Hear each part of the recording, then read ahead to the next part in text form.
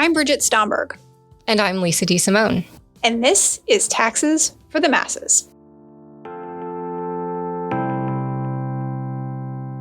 Today's episode is on taxes and the environment. In today's episode, we discuss how governments are addressing greenhouse gas emissions through policies such as carbon pricing, and discuss some recent tax research on the effectiveness of these policies.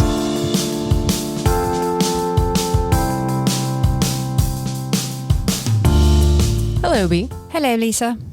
I'm sorry, what? I said, hello, Lisa. Okay, what are you doing? Well, you see, we've been in London for now. Is this our 6th day here? Oh my God. Yes. I seem to have picked up the accent. I don't think that's true. Jolly good. Please stop. Really? Oh my God. All right. Yes. So we have been here in London for 6 days. 6 days. And that has made my co-host go crazy, evidently. She now thinks she's British. I'll stop, I guess. Sorry, Nathan Goldman requested that we do the entire episode in British accents. Well, then I guess you better keep going. I want people to actually listen to what we have to say because we have some interesting stuff to talk about today. We do, yes. So we've been here in London, as we said, for the week, basically, attending 2 different conferences. And we're going to talk about one of them today because it was our favorite ATAX conference. Absolutely. LBS Stanford Global Tax Conference. That was organized by Becky Lester at Stanford and Marcel Olbert at LBS. And the conference was awesome. It was a mix of accountants, people from finance, a bunch of economists. I think they said there was a lawyer in the room. Also practitioners. Yes. So it was a really good mix of people from a wide variety of disciplines who all are interested in studying and understanding the effects of different tax policies. Mm-hmm. It was. And that was sort of the highlight of the conference, or the objective of the conference, was to start getting people in different disciplines talking about similar things. So it was a diverse set of researchers, which was a positive. We talked a lot about many interesting topics, one of which is taxes in the environment, which we'll get to in a little bit. And speaking of the environment, I have to say that the weather here was lovely. Perhaps not to disparage anything else, but the weather was the highlight of the week. Yes. It's phenomenal. Sunny. Warm, blue skies. No rain. Yeah, it is. I mean, if London were like this all the time, everybody would live here. It was really great. So on to some of the topics at the conference. There was actually a decent amount of discussion at the conference about the intersection of ESG and taxes. And so that's what we've decided that we're going to focus this podcast episode on today. And when we say ESG, we mean things that are related to the environment, to society, and to government or governance over firms. Absolutely. So fortunately for us, I think we're going to talk about the part of that acronym that's the easiest for people to understand, which is the E, which is the environment part of it. Okay. So our 2 goals for today are to first talk a little bit about carbon pricing. So it's very, very exciting. Okay. And then we'll get into talking about some of the empirical research that we saw at the conference on both the effectiveness of carbon taxes and, maybe not surprisingly, some things that companies might try to do to avoid these taxes. Shocking. Because we know that companies like to avoid the taxes. In this case, we're going to go one step further and then talk about some stuff that the governments can do to try to prevent the companies from avoiding the taxes. So one of the speakers was a practitioner from EY named Alenka Turnsek. She's their sustainability leader for the European market. She kicked off the conference with a high-level discussion of various approaches governments can take to combat greenhouse gases, and in particular spoke at great lengths about carbon pricing. So let's talk about what carbon pricing is. So basically, it's a mechanism that puts a price on carbon emissions.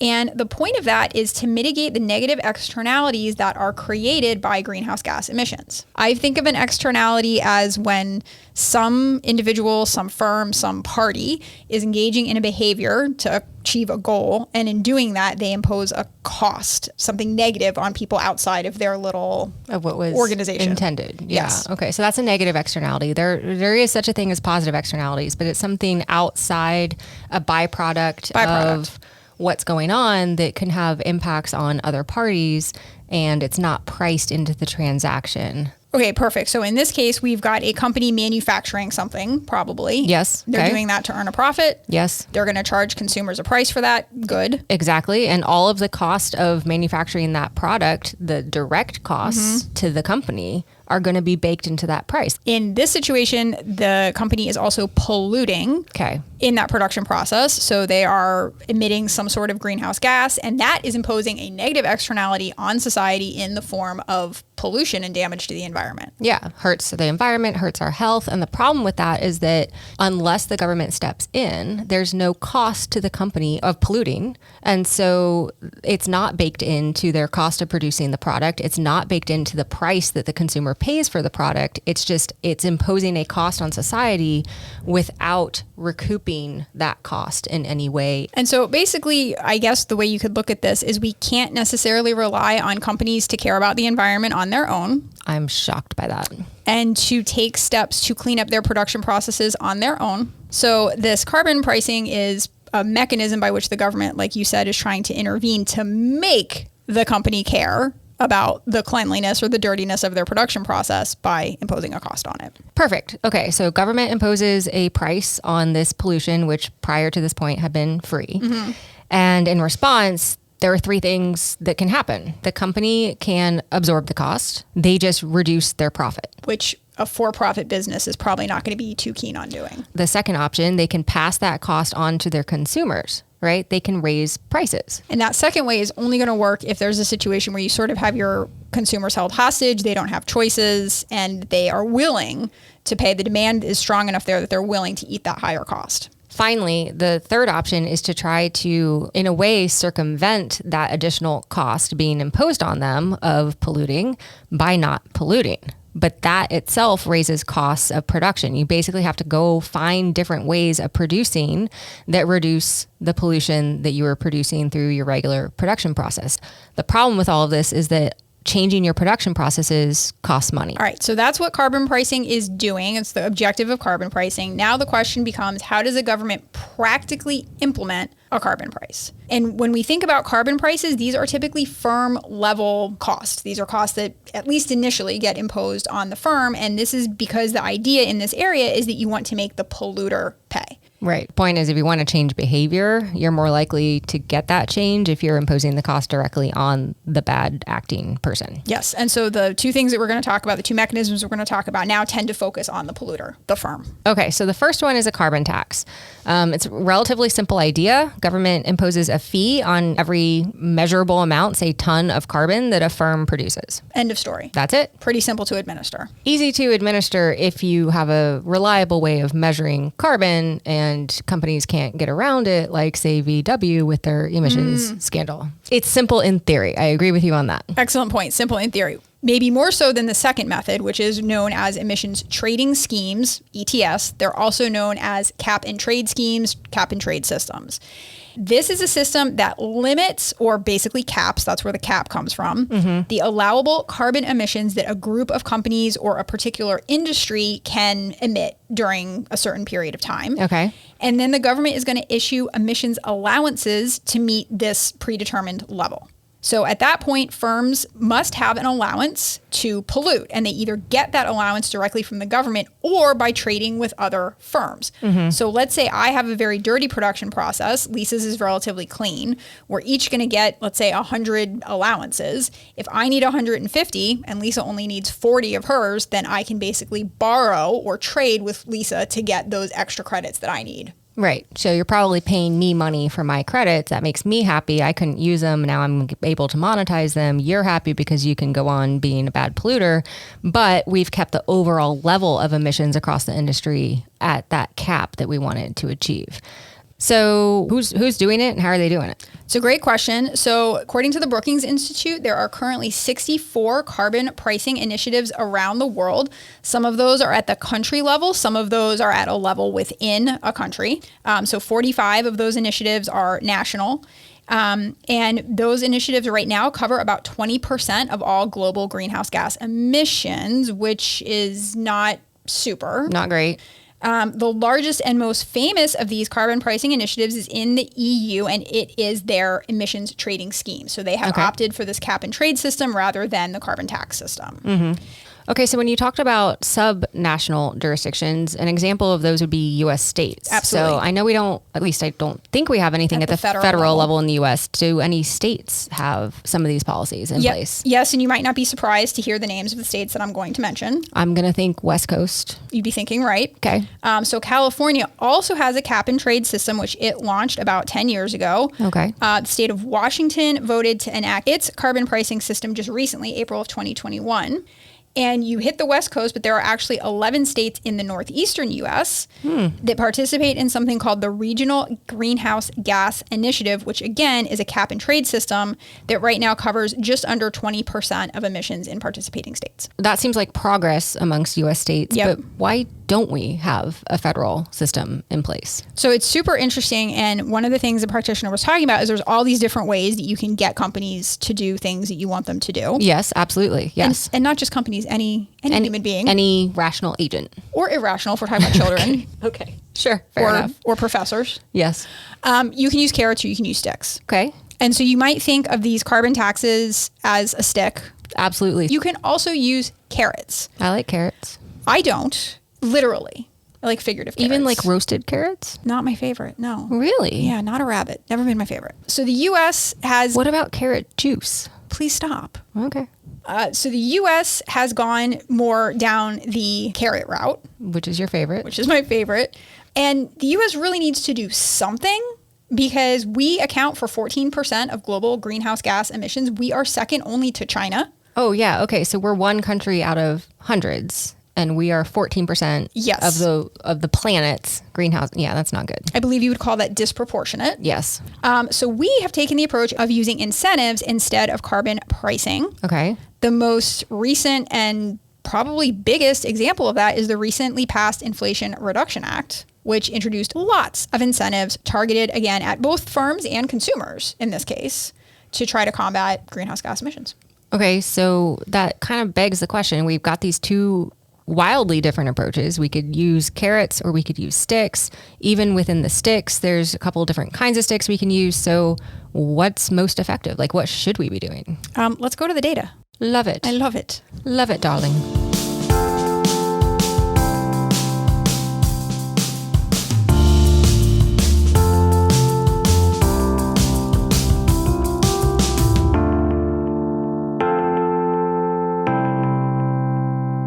All right, so now we're going to talk about some of the research that we saw at the conference. We're going to discuss two papers. The first paper was presented by Martin Jakob at WHU.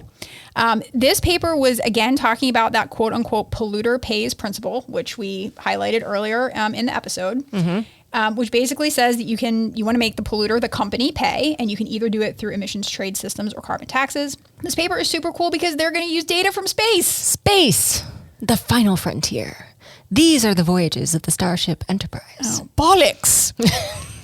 I could go on, but I will spare you. So this might have been the most awesome, talking about cross-discipline collaboration. This is like two tax researchers and then aerospace engineers. Yes. Mm-hmm. Quite impressive. So the setting is a tax in Spain. So Valencia, Spain introduced a local emissions tax. The tax was first announced in September of 2012, finalized in December of 2012. And if you are an academic researcher, this is sort of your dream because there's not a lot of time for companies to anticipate that this change is coming and alter their behavior. So the tax became effective January of 2013, and it basically imposed a tax on nitrogen oxide. Yeah. So what's interesting about this paper is we're not actually talking about carbon in this case. We're talking about nitrogen oxide, one of the other pollutants. But in Spain, in this particular province, they imposed a rate on emissions of nitrogen oxide that amounted to about 5 to 13% of the corporate tax bill for firms on average in the area, which is not nothing. So it's a significant tax increase. So bottom line is that this is costly for firms. It is. All right, so what the researchers did was they basically matched areas in Valencia with other regions in Spain that were very comparable in terms of the number of inhabitants and production activities. So they basically wanted to get a treatment and a very well closely matched control group. Once they had that, they worked with these aerospace engineers to measure the concentration of nitrogen oxide in the air around these areas. Using satellite imagery, and we are not aerospace engineers, so we don't fully appreciate or understand the technology here, but apparently you can see it from satellite. And nitrogen oxide only stays in the air about 6 to 8 hours after it's released. And they had very granular measurements. It was like more than daily and within 11 to 13 kilometer square. And so pretty granular, timely data to measure what's going on with emissions. This benefited the researchers because it's not like that pollution was coming from another area. Exactly. They basically found that pollution was cut by about 1.2% after the emission tax was introduced. And let me back up again and say that one thing Martin was really clear about is that we can't actually measure the emissions themselves.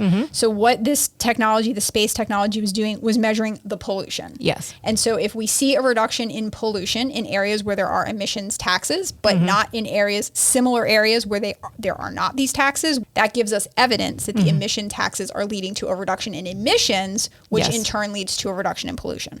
So that's the good news, is that there was this reduction. The flip side of that is that we saw a greater reduction in areas where more multinational companies were operating in. And what does that tell us? Well, if you're a multinational company, you have operations in a lot of different locations. And so when one location they impose a tax on you, you can just shift that activity potentially to another one of your locations. That's called leakage. And this is the problem with unilateral taxes. You impose a tax just by one government in one location, and companies that have the ability to shift those operations elsewhere can do that and not pay the tax. Pete Lasowski from Boston University discussed this paper, and he said, yes, it is absolutely possible that seeing more reductions in areas where there are multinationals could mean that there's leakage. It could also just mean that multinationals are those that are better able to innovate and reduce those emissions. And so we've maybe got two competing explanations for that finding. Yep. The next paper that we talk about is going to help us maybe provide some evidence on which explanation is at play here. Yep. So that second paper that we saw in this area was presented by Diego Kenson of Northwestern. And we're going back to carbon taxes here, specifically taxes on carbon. We're going back to the EU, which had a bunch of countries basically colluding together to impose this tax to hopefully prevent leakage, at least within the EU. Yep. So if we want to look at whether there's leakage, we have to look somewhere outside the EU. Absolutely. So they looked at Africa. And there were two big findings from this study. First was that pollution in areas around subsidiaries of European multinationals in Africa increased by about 2% after the imposition of these carbon taxes in the EU. Okay, so it looks like there's some leakage going on. Yes. Right? We're seeing an increase in emissions in Africa. Additionally, they find a reallocation of investment within that multinational group. So while that multinational reduces investment in their home country, they actually increase investment in Africa. And overall, their level of investment is the same, but they're shifting it to Africa, shifting it to that place where pollution remains lower cost. And they measured investment using fixed assets, things that you could think of would be used in a production process. And I think they were focused primarily on companies that were like manufacturers, I believe so, right? yes. Okay. So we're building a case here for the story that we were just trying to tell. You're a multinational based in Europe. You're shifting your fixed assets and presumably you're manufacturing to Africa in order to avoid these taxes. But they also found that African countries had increased emissions. And that is basically, I think, one of the biggest takeaways from this paper. It's providing evidence of carbon leakage from developed countries to developing countries, which is no bueno. No bueno. So two very cool papers. To sum it up, we are finding some evidence in Spain that these emission taxes do work. The cost of complying and the tax cost of these emission taxes were very high. Extremely high, especially compared to the fairly modest reduction in emissions. You're not getting a lot of bang for your buck. So yes, these taxes seem to work, but maybe they're a little bit costly. And we've got these clever multinationals finding ways to avoid them. I wonder if there's anything we could do about that.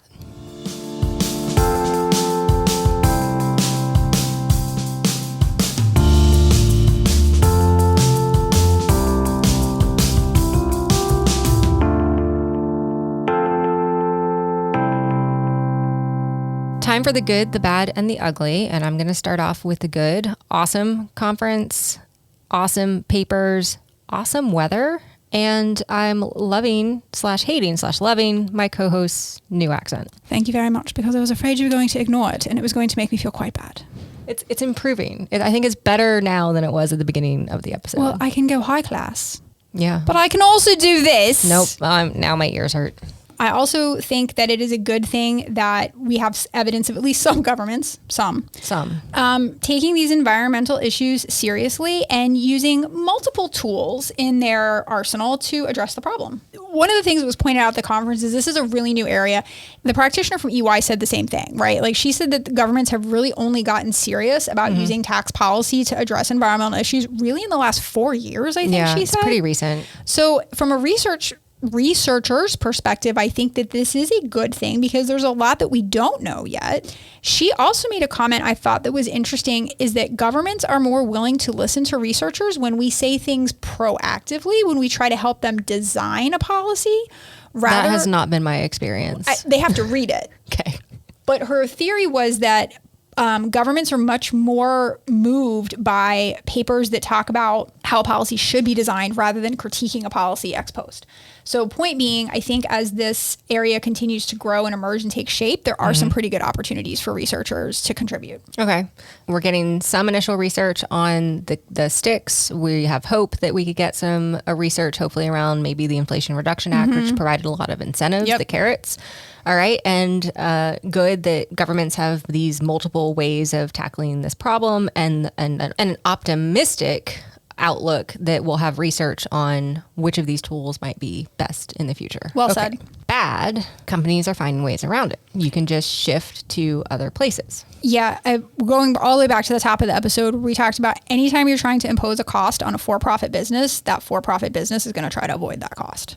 Yep. So what's interesting here is the most recent, like the most state-of-the-art approach to these carbon taxes is called a carbon border adjustment mechanism. Yes. CBAM. CBAM. Makes me think of Emeril Lagasse. Bam. I like it. There's a 20-year-old reference for you. 30? 20? 20. We'll go with 20. Okay. The whole idea behind CBAM is to get at this leakage. It's basically saying if you're bringing in products to our area where we have imposed these taxes, but we can only impose them on production within our area, you're bringing in products from outside the area, we're going to tax you on the pollution associated with those products, whether you're buying them, whether you're manufacturing them yourselves. Once it gets to the border, we're going to assess a tax on the emissions associated with those products. If I can interject another good here, I think it is that this idea has come up relatively quickly. True.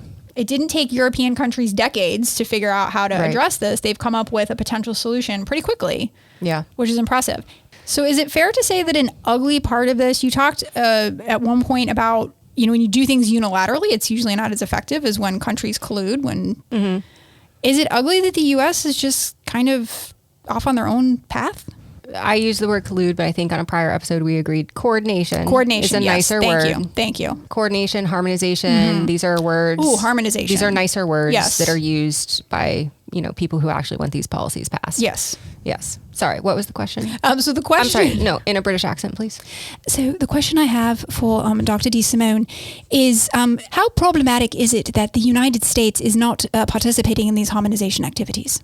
I think it's very problematic. One of the global tax agreements, not the global minimum tax, but the other one that would tax based on where your customers are. Sourcing. That plan seems to be falling apart as we speak. And that's because the U.S. is not playing ball. So we do have a disproportionate outsized effect on global policies. And so if we're going this lone wolf route of doing everything differently, doing things our own way, it makes it much harder to get that coordination and harmonization that we were talking about, that in many cases is fairly important when leakage is so easy for companies to do.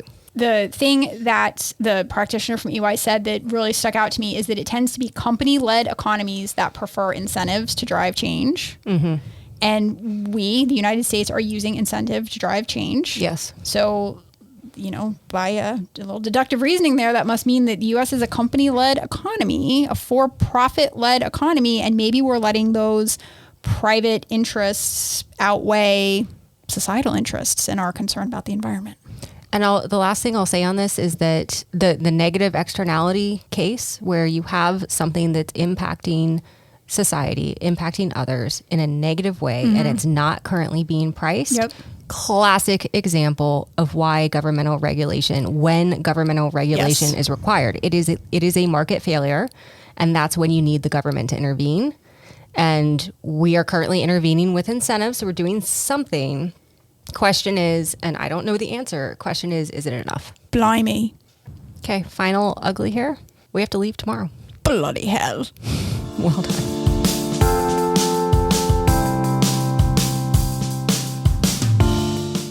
Well, that's all we have time for today. Be sure to join us for more tax nerdery on future episodes of Taxes for the Masses.